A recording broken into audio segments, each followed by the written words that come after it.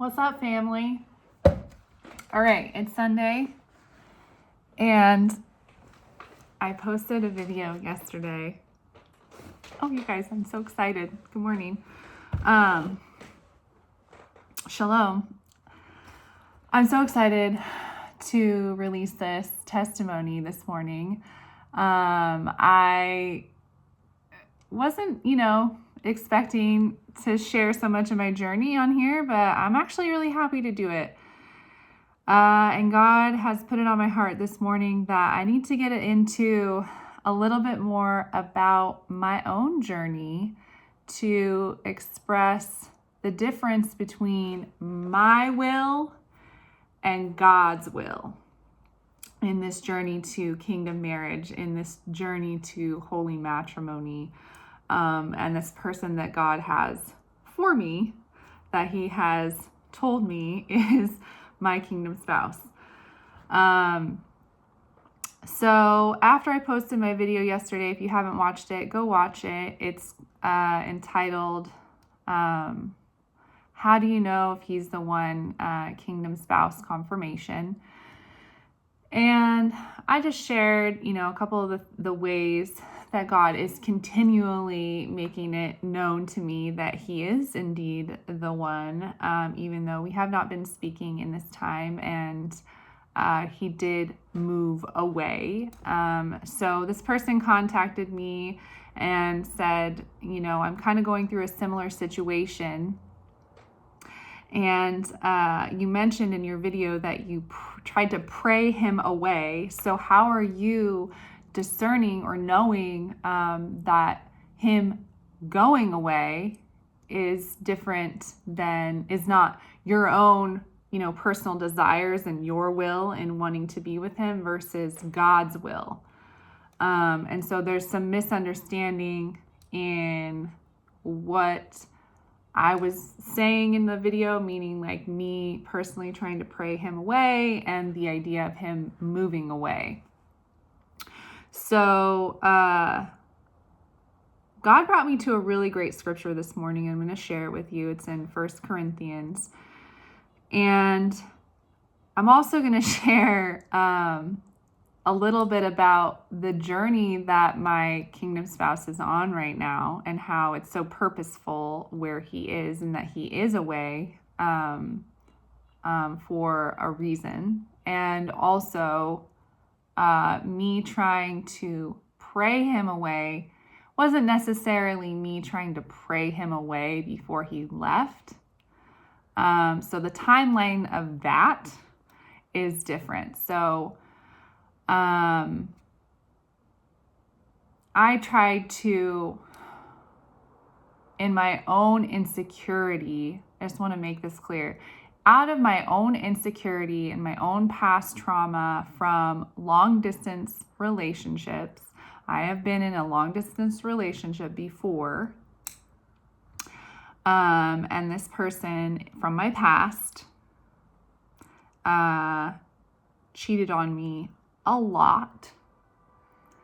And I had to deal with that trauma, and God wanted me to be in that scenario again and also, God prepares you. Everything that you've been through prepares you for where you're going.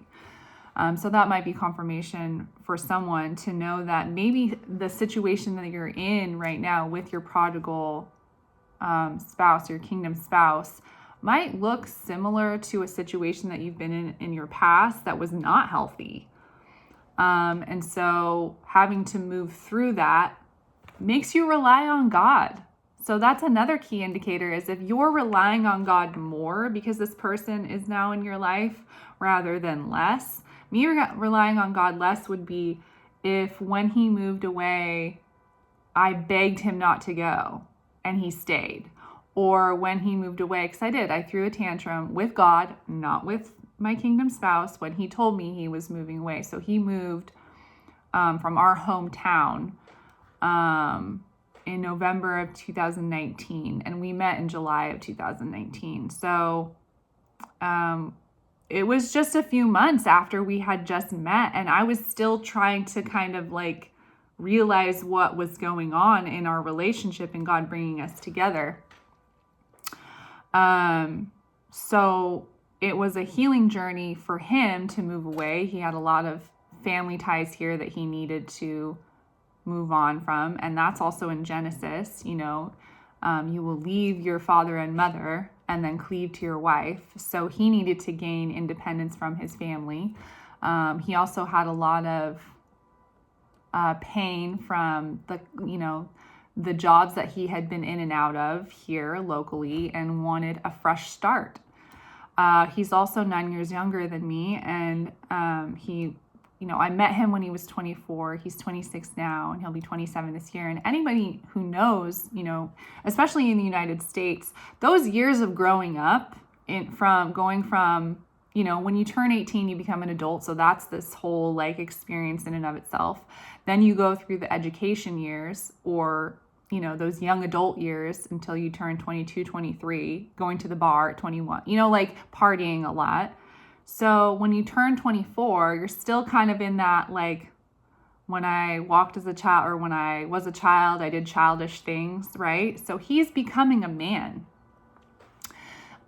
in this time. And so he's putting away childish things. And so when I was driving home from work one day and I was finally having enough time to talk with God about my kingdom spouse leaving, because he told me trying to get a reaction out of me. He wanted me to beg him to stay here.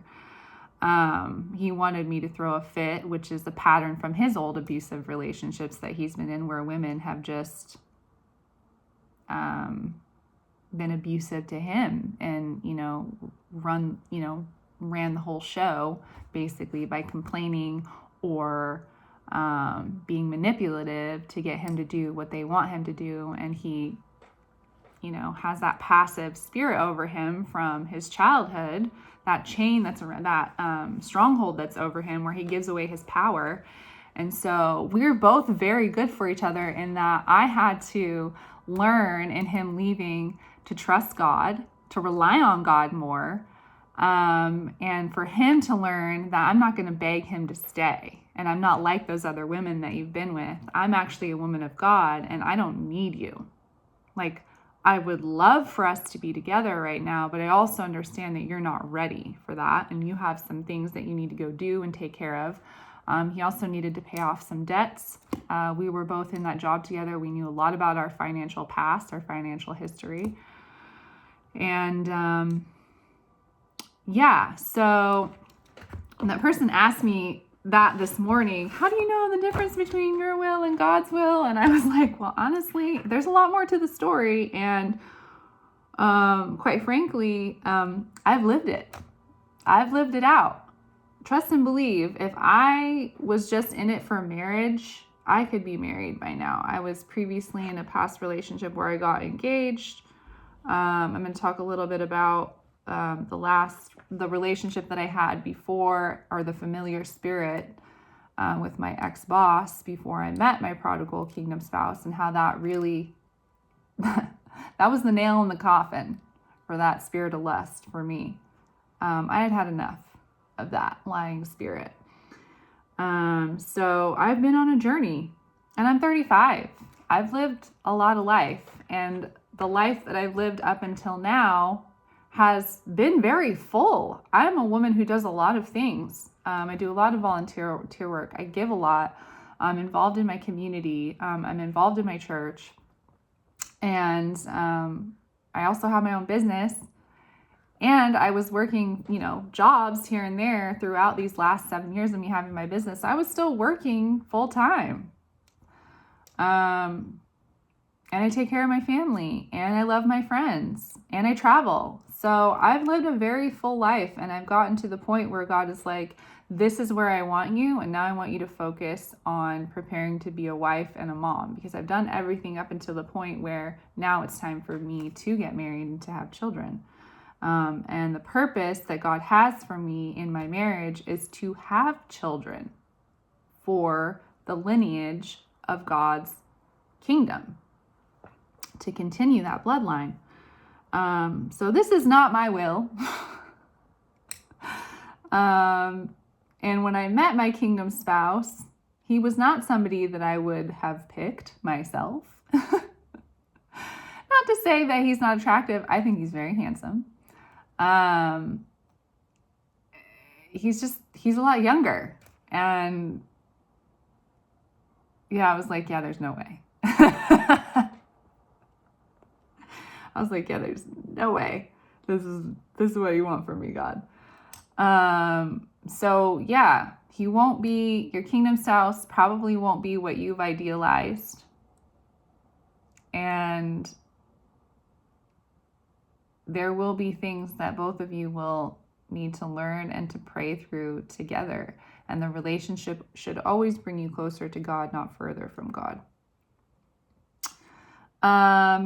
Okay, so I want to talk a little bit about my past and my journey to meeting my kingdom spouse, just so everybody kind of knows where I've grown from in this journey, because I know you guys see it now, but you've heard little things here and there.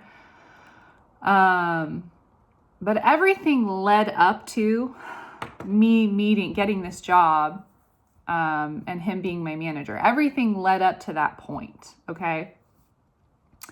And there was a series of events that God put me through in order for that to happen. And I think it's really important that I share more about that, because I think that some of the women on here watching would benefit from understanding how much I have sacrificed to meet this man, and how much I have been obedient to what God has wanted over my life, to be here and to be in this place where I'm preparing for marriage now. So that being said, let's go to 1 Corinthians chapter 16 and read through just 2 verses here, verses 13 and 14, where it says, "Watch ye." So this is a letter from Paul to the church at Corinth, and he is talking about being steadfast. He's talking about the ministry of saints. And the reason why I picked this scripture is because it has to do with love. It has to do with being strong. It has to do with being courageous and brave. And having a kingdom marriage is not an easy thing to do. You do need to have a lot of faith. And you do need to be brave. And you do need to let go of your own will and follow what God's will is for your life. If I had my will and my way, he would not be gone this long. But that's not my will. So, so it says at verse 13, "Watch ye," meaning be sober, be vigilant, always be watchful of things going on. "Stand fast in the faith. Have that unfeigned faith. My prodigal husband loves my unfeigned faith." He's attracted to it. There's a fragrance of my unfeigned faith. So watch ye, stand fast in the faith. Quit you like men. Quit you. We're going to talk about that. Quit you like men. Be strong. Let all your things be done with charity. Let all your things be done with charity, or be done in good works. Have the fruit of the Spirit. Operate in the fruit of the Spirit, right? Long suffering, gentleness, meekness, faith. Against such there is no law. There's more, but I went through the ones that are the harder ones to do, right? So in the middle of that verse 13, it says, "Quit you." And I didn't understand it at first when I read it this morning. But it has everything to do with not your will, not my will, but your will, Lord, be done. Paul is trying to explain to these men that being in a ministry, because your marriage is your ministry, everything about you is done. It's no longer you. So where I was at, 3 years ago. Was working for this man, this ex-boss of mine who had a familiar spirit. And he would hit on me. I'm just going to be blunt.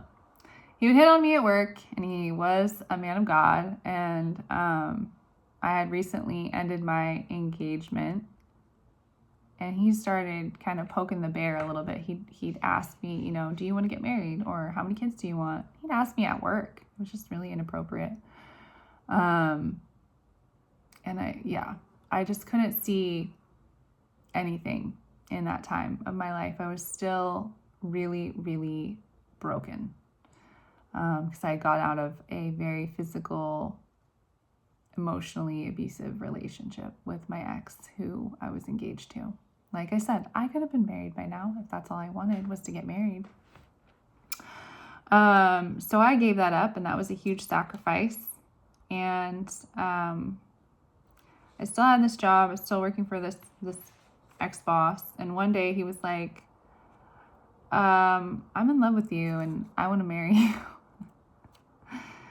And I was super uncomfortable about it. And I was like, what is happening? So about 6 months after that, it just got to the point where I was so uncomfortable with him. I had tried in my off time to speak to him about what that would look like. And he was just playing a lot of manipulative mind games over me. He was like, oh, I have work for you to do. Or he'd message me. I ended up, that's how the spirit of lust, that's how the Jezebel spirit pulled me in my whole life with work, tempted me with work, tempted me to be in a relationship, you know, showed me affection, but then took it away from me. So it was a continual cycle in my life that had happened. And so I finally had enough, and I quit working for this person. And I was sad because I really loved my job. And I was working in a really cool studio office in downtown. By the way, God always returns what was stolen. So now my studio office for my business is actually downtown, in a really beautiful space that I love, absolutely love. It's gorgeous. So God returned that to me, by the way, which is a super huge blessing and miracle.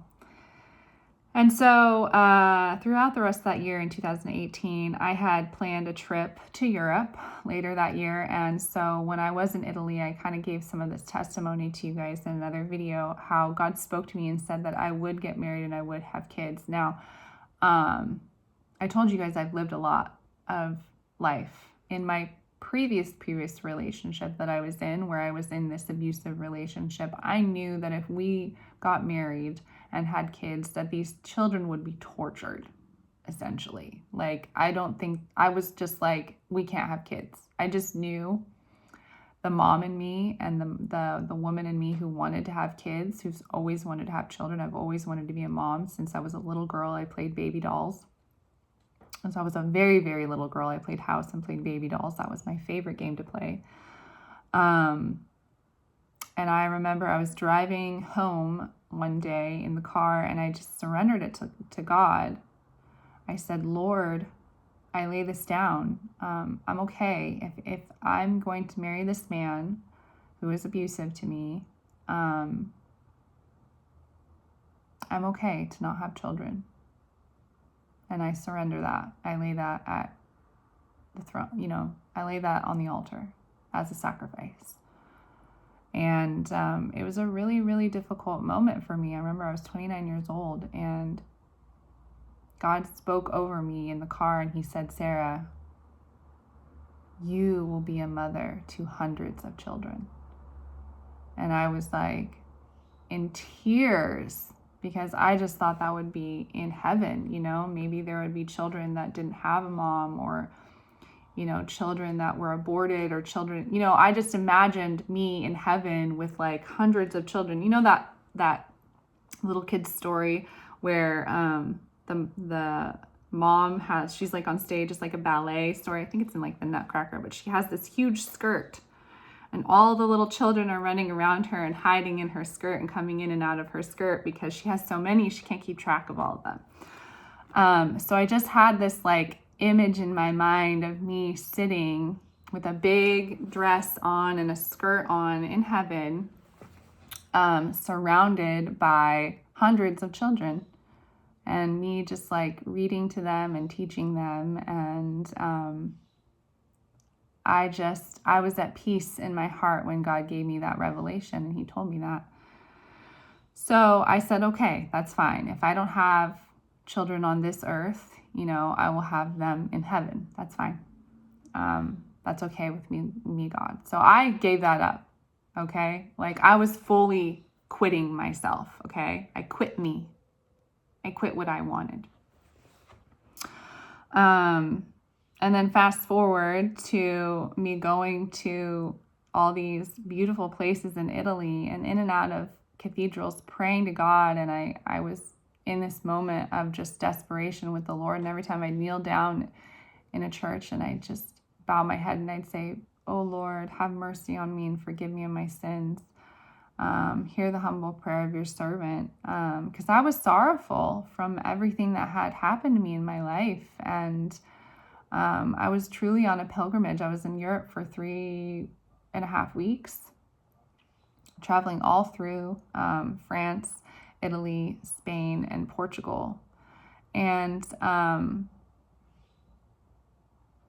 God stopped me. I'm just having like a moment of real reflection on that I did a lot of traveling that year. I remember I knelt down this one Sunday in Rome. We were in Rome, and I was praying this prayer, and I heard God just so strongly and so firmly. He said, "Sarah, stop praying that. You have other more important things to pray for, like for your children, for your future family. Stop praying for you to have mercy. You have mercy." And I was like, how is that possible? How is that possible? And I just was like, okay, Lord, I'm gonna have a family. And obviously if I'm gonna have a family, I'm gonna have a husband. So I'm gonna get married. He's like, you're gonna get married. Throughout that time in Italy, God gave me signs and wonders. They followed me and my friend that were traveling together at the time. We walked into another church right after that happened, and we were just admiring things and praying in the Spirit. And all of a sudden, as we were walking out down the aisleway, the wedding processional song just started playing, that "Here Comes the Bride" song. So we were like, huh? And there was no one in there. There was no one in there but us. So, they're probably practicing for a wedding that was going to happen, but there were no decorations for a wedding. There was no nothing. We were just like, what? And then also during that trip, we were walking home one night, and on our way home, there were white roses, 2 of them. First one on the road, just randomly, a white rose. But it's also Italy. It's very romantic there, and people like to hand out roses. But these were white roses. And so first one, and then we kept walking another minute later, and then 2, and no others, just these 2 random white roses on the way back to our hotel. And we were like, what is this? And God was just confirming, like, you will be brides, you will get married. So all this was happening. And so in my mind, I'm thinking, oh, wow, who is it? Who is it, Lord? I don't know. I'm just going to live this out. So coming home, I actually had my ex-boss pick me up from the airport. We caught up on some things. He was still pursuing me at the time. And I was like, you know what? If he really wants me, he's going to have to like really come after me. If that's what is going to happen. I then made up in my mind that I was going to go big with my career. and move to San Francisco and get a job there at an agency. San Francisco felt like the right thing to do. It's still on the West Coast, and it was either that or Seattle, and Seattle's just really dreary to me and not the culture that I wanted to have for myself. So this was still in 2018, and so I left shortly after coming home, after being in Europe for almost a month. I left and went to San Francisco. I drove down there. And mind you, I was still in a place of searching for wholeness in my life, wholeness over my career, everything that I needed, basically. And I had felt a lot of weight in that time also from my parents and my mom, and I had a lot of sadness in my life at that time. So I went to San Francisco. I joined a church there, sang in the choir, made friends down there, dated guys down there on, using a dating app. But I had a life. God was just like, here you go. Here's your life that you want, that you're looking for. And I landed an interview at a great agency down there. And I could have moved there. And so I came back home. It was close to Thanksgiving, close to my birthday. I got a package in the mail from my ex-boss, a birthday present from him. I was like, he really is trying, but I'm going to move. Like, this is just not for me. And I knew, and then I flew back out actually for an in-person interview later that month. And then it was holiday. And if you're in corporate, you know that when the holidays come around, basically Thanksgiving through New Year's, nothing happens. You're going to have to wait. So I was used to, 3 months of interviews before you land a really great job. And I was like, okay, that's fine. I'll wait. So I know this is so long-winded, you guys, but this is really, really important to understand that I gave up a lot of myself in this time to meet my kingdom spouse. So had a great in-person interview, knew that I was going to be in wait through December, beginning of January, until they would get back to me probably, later January when everybody's back from holiday. I decided to go and do some healing at the beginning of 2019, right after New Year's. I was doing a website design for a hypnotherapist. Now, I wasn't necessarily okay with anything new age, but I was willing to try it because she offered her services for free, and they were actually a lot of money for this weekend away at her villa house on the lake. And I still had a lot of trauma I needed to work through, and I was like, you know what? If something good comes of this, I'm going to do it. And so I went there in faith, drove up there, spent the whole weekend with her. And by the end of the weekend, after we did timeline therapy and linguistic reprogramming, I don't know if any of you guys know what that is, and hypnotherapy, she looked at me on the last day that I was sitting there at the table with her, and she looked at me in my eyes and she said, you need to get married. That's your goal. Out of all the things that I've heard about you, doesn't have to do with your family, doesn't have to do with your job, your career, your business, you need to get married. And I was like shocked, and I just started crying because that spirit of lust was so heavy over me that I probably would have bulldozed through another couple of years with my trauma, thinking, I don't really need to get married. I don't, it'll happen when it happens. It's not something I should focus on. So yeah, I don't know who I'm talking to, but that Jezebel spirit is really strong over independent women, millennial independent women, and it is very harmful for the lineage of Jesus, especially in America. Because we are expected now, it's even more prominent now, that if you get married and have children, then you forfeit your career. And that's just the truth. There's a glass ceiling. So that was a very clear, pivotal moment for me.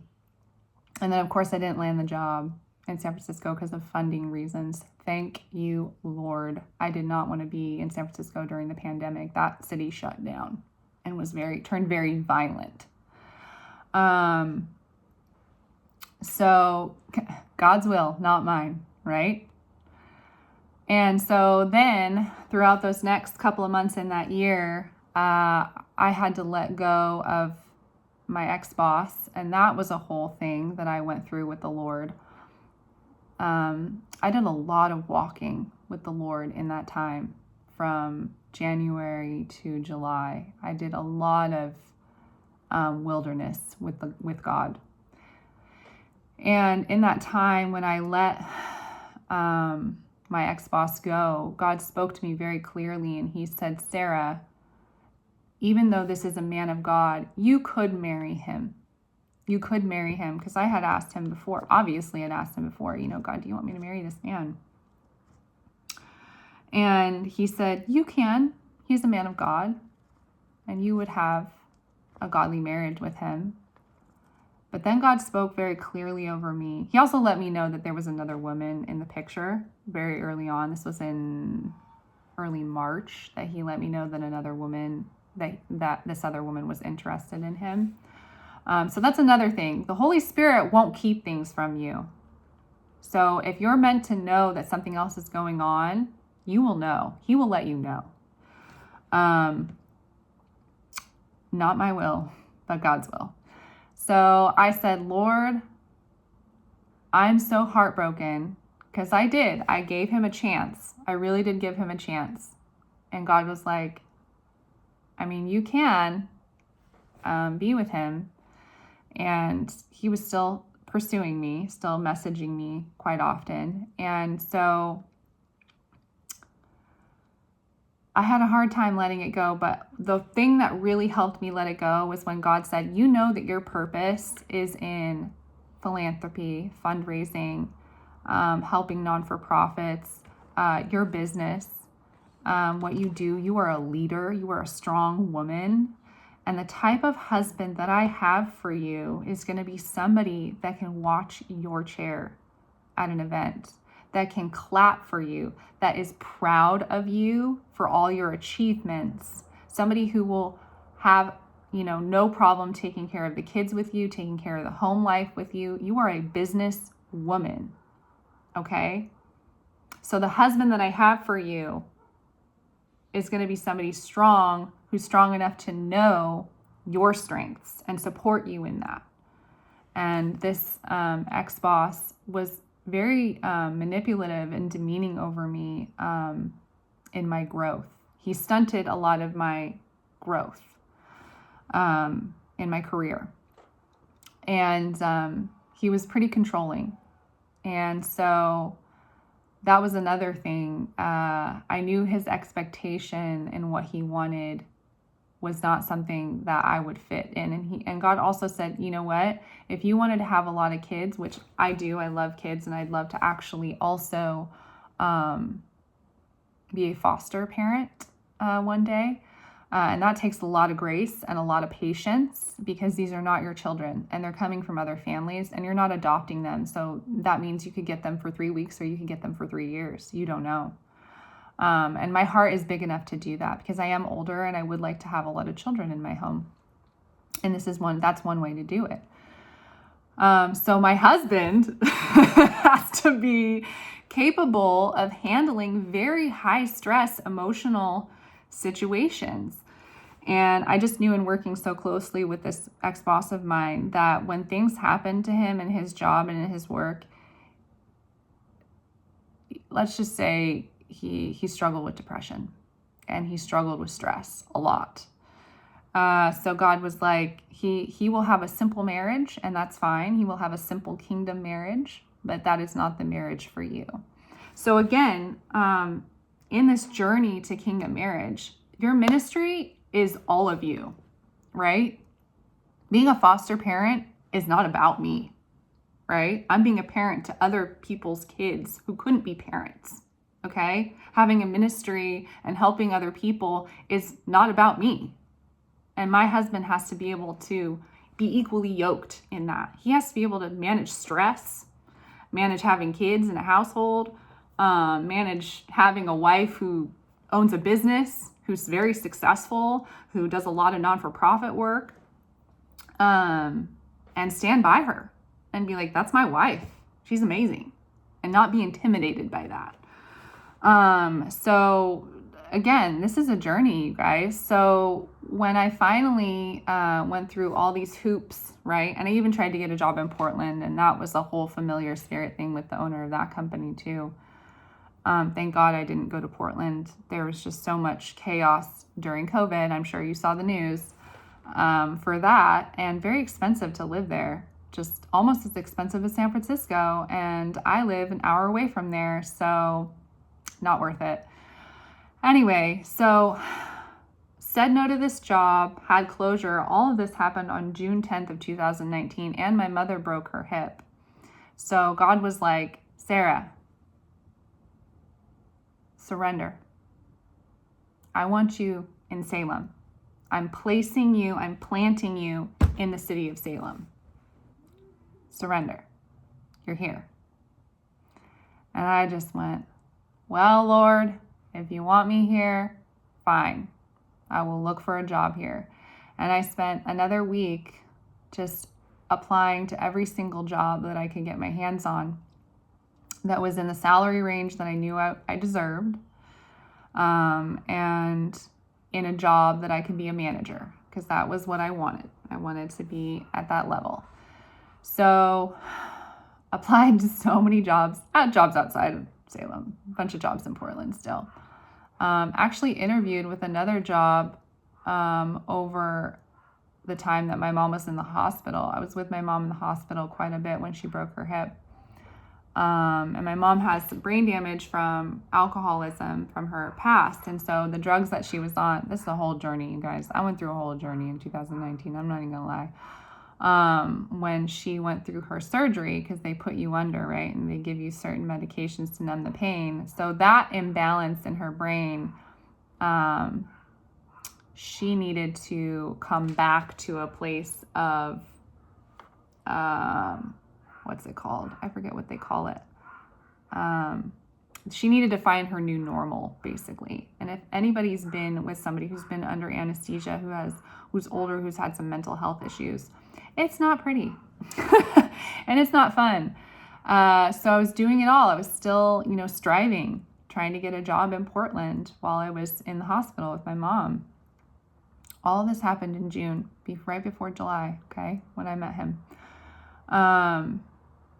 And finally, the one job that I applied to that was in Salem, within 2 days, called me, emailed me, invited me in for an interview. I took the interview. I was reluctant through this whole process. I was like, Lord, I don't want this job. I don't even know anything about this kind of job. Are you sure you want me to have this job? And God, everything that I had been through with how much God wanted me to make money-wise, where God wanted me to be planted in Salem. It was the only job in Salem that I applied to, and it's the only one that contacted me back. I just kept saying, God, are you sure you want me to take this job? And every time God would say, why not? Why not? And I was like, what answer is that? Who says why not? Who says why not? Why not like yes or no or wait? Those are normal answers when you ask God something. This is a professional job. You're going to tell me why not? This was multiple times that he said this to me.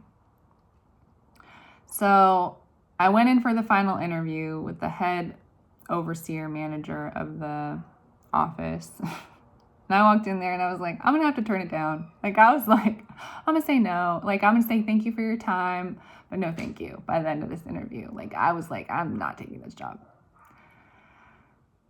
By the time I walked out of there, he said 3 different things that I had prayed about that morning. Things that were things that God had told me about how much money I should be making a year. Because I gave him a number and he was like, that's not very much. And I said, wait, I have another number. And it was the God number that he gave me. And I was like, this is a lot of money. I would never ask for this. But God wanted me to ask for it. And when I gave him that number, he said, now that's more like it. I made about that much in my first year of this job. And I was like, what? You're okay with this? And things that I wrote down in my prayer journal that morning that I was like, how am I going to manage my time? And, how am I going to handle all of this pressure in this new job, in this new industry? And he said to me in the interview, literally point blank, he said, you might be wondering how you're going to manage your time and how you're going to do it all in this job. And I was like, God? And he said, it's all about your priorities. And I was like, well, my priority is to get married. My priority is, I'm just laughing because I think it's so funny looking back at it. This job was not a good job. But I wasn't taking the job to take the job. So, like I said, it's so funny because if he saw this, he would just laugh with me. My kingdom spouse saw all this because he knows. And I've told him all of this. So basically, I was pretty heartbroken because the week after I took the job, I had found out that my ex-boss indeed was with this other woman and was getting married to her and all this stuff. And he was like, I want you to meet her. And I was like, what? No, that's not happening. And I was crying one day before I went to work, and God just stopped me. And he was like, because I prayed this whole prayer out. And I prayed, Lord, where is my husband? Who do you have for me? When is my time? And when will I know? And God literally, in my teary moment, spoke so clearly and so specifically to me. And when you're heartbroken, God will speak very loud to you. It will be audible. You will know that it's him. The closer you get to God and the closer you get to your promise and the more in tune with the Holy Spirit that you are, the quieter God will be.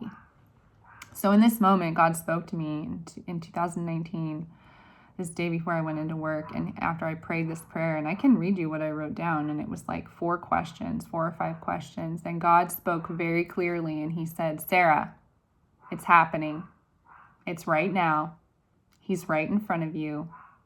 The time is now. And when I looked back at it later on, I was like, you answered every question that I had, like in order. And I didn't even hear it at that moment. All I heard was, it's right now. He's right in front of me. That's all I heard, because I freaked out, because I quieted myself and I went, no way. What? He's right in front of me?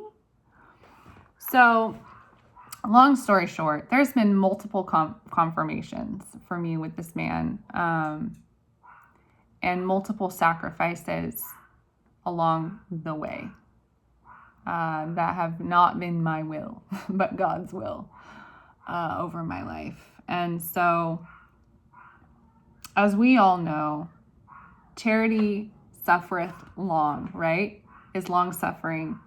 And wanteth not. And the spirit that was in the person that asked me this morning, I was a little worried about this with the video that I put up yesterday. I kind of knew, I just kind of felt like for such a bold video title, I'm probably going to get quite a few people watching this, and not all of them will have the right spirit in them.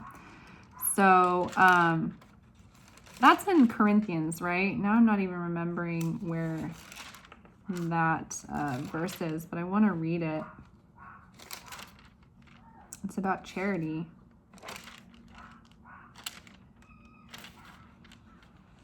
But it says charity suffereth long, right? And wanteth not its own, meaning it's not selfish. And that is the point of your kingdom marriage. you should be doing this outside of yourself. This should not be just because you want to get married and you want someone to love you.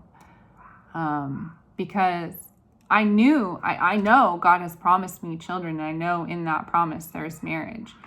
And it might sound harsh to say this, but it doesn't have to be him. It doesn't. It doesn't have to be this kingdom spouse.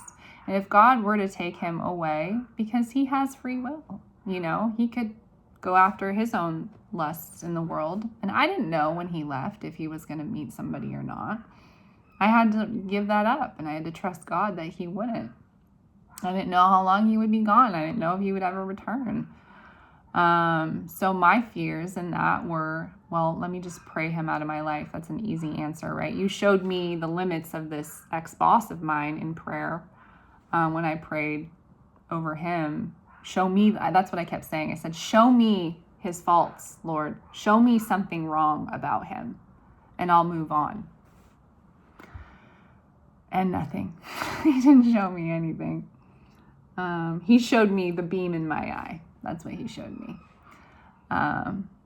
So yeah, this is bigger than you. And quit you. If you want to be in a kingdom marriage, you want to meet your kingdom spouse,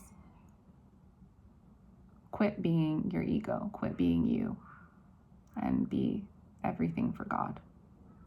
And all things will be added unto you. In Jesus' mighty and precious name, I love you guys. Take care. I know it's long, but thank you for sticking with me. And if you have any questions or want to know further about my journey, I just love all my followers. I love sharing this. Find me on @stylewebsites, @stylewebsites on Instagram, and go ahead and add me and then message me there, and I will happily continue sharing with you. Love you guys. Bye.